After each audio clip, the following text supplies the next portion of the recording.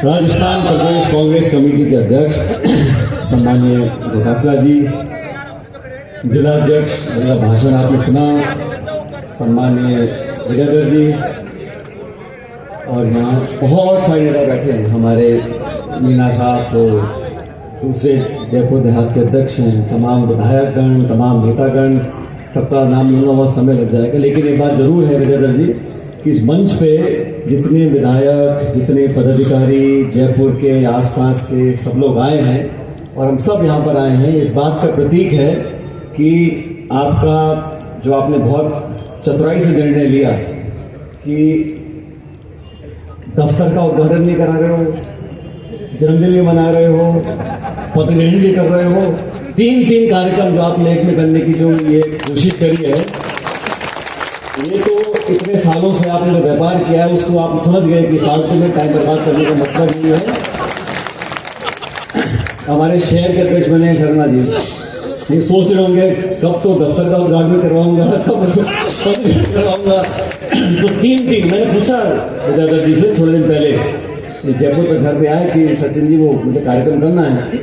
मैंने कहा बढ़िया है, मैं अच्छे किसी पंडित को जानता हूँ, तो मुहूर्त निकाल देगा कौन सा? क्या मुहूर्त निकला हुआ है, उसका कोई दिक्कत नहीं है, मुहूर्त मैं क्यों क्या 3 तारीख बढ़िया मुहूर्त है, 3 का मैं होगा, शादी का बहुत चल रहा है। मैंने कहा कोई बढ़िया होगा, कैसा जन्मदिन है मेरा। तो जैसा अभिषेक बोल रहे थे अभी कि स्पष्टवादी हैं और विजयधर जी को कांग्रेस पार्टी ने जो जिले की जिम्मेदारी दी है, तो महत्वपूर्ण जिला है, राजधानी का जिला है और यहाँ पर सब लोग रहते हैं, हर समुदाय के, हर जाति, हर वर्ग के, तो सबको साथ लेकर चलना एक बहुत बड़ी चुनौती है। इसको मुझे पूरा विश्वास है कि विजयधर जी बहुत भरपूर अच्छी तरीके से निभाएंगे। और विजयधर जी को मैं बहुत लंबे समय से जानता हूँ और आज इनके पास विधायक का पद है, जिला अध्यक्ष हैं, लेकिन मुझे लगता है कि सबसे महत्वपूर्ण जो राजनीतिक काम इन्होंने किया है, गोटासरा जी जब डॉक्टर साहब हमारे बीच में थे हरि सिंह जी, तो हरि सिंह जी का और विजयधर जी का जो मिजाज है बड़ा फर्क है। आप में से बहुत लोग जानते होंगे डॉक्टर साहब को, तो डॉक्टर साहब का मिजाज कैसा है और विजयधर जी का कैसा है, मतलब नमक और चीनी की तरह है दोनों। तो उस टाइम डॉक्टर साहब पार्टी में नहीं थे, तो मैं उनसे मिलने गया फार्म हाउस पर, 2-4 बार मुलाकात करी। इस टाइम हमारी पार्टी विपक्ष में थी, तो मुझे लगा जो पुराने लोग हैं आएंगे, पार्टी को, किसान वर्ग को मजबूती मिलेगी। तो डॉक्टर साहब का जो बोलने का तरीका था आप जानते हो, तो मेरे से बड़े उम्र में थे, तो मैं तो हाथ धोख देके बैठ गया, बात करी उन्होंने। तो उस समय लेकिन विजयधर जी ने काफ़ी बीच में हम दोनों के बात कर आके उनको तैयार किया और उनको हम लोग कांग्रेस पार्टी में लेकर आए, दिल्ली में ले जाकर। तो उस समय जो आपने राजनीतिक भूमिका निभाई विजयधर जी, उसके लिए आपको बहुत बहुत बधाई और साधुवाद।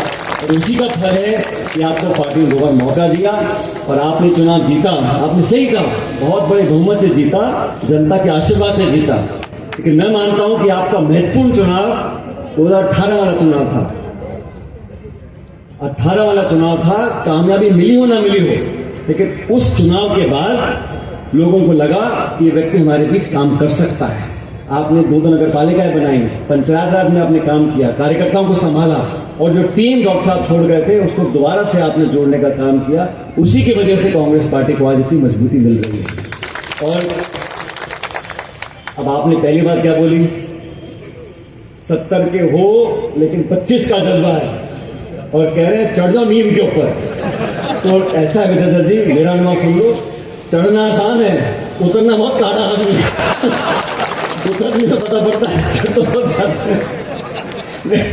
लेकिन पार्टी में हम सब लोग आज यहाँ आए हैं शुभ अवसर पर। मैंने कहा ना, तीनों काम हो गए, जन्मदिन भी है, पदग्रहण भी है और आपने कार्यालय का यहाँ पे उद्घाटन करवाया है। और गोटासरा जी भी आज हमारे अध्यक्ष हमारे बीच में आए हैं। हम सब जितने बैठे हैं यहाँ पर, ये पीछे बाबूलाल जी से लेके वहाँ तक राजेश चौधरी तक, अभिषेक चौधरी, ये सब हम सब पूरे एक परिवार के सदस्य हैं। और हमारी ताकत सबसे बड़ी हमारा पद पोस्ट नहीं है। हम सत्ता में हो, विपक्ष में हो, अध्यक्ष हो, कार्य ब्लॉक अध्यक्ष हो, मंत्री संत्री, हमारी ताकत जो हमारे सामने आप लोग बैठे हो, आप सब हमें ताकत देते हो तो हम यहाँ बनने के लायक पहुँचते हैं।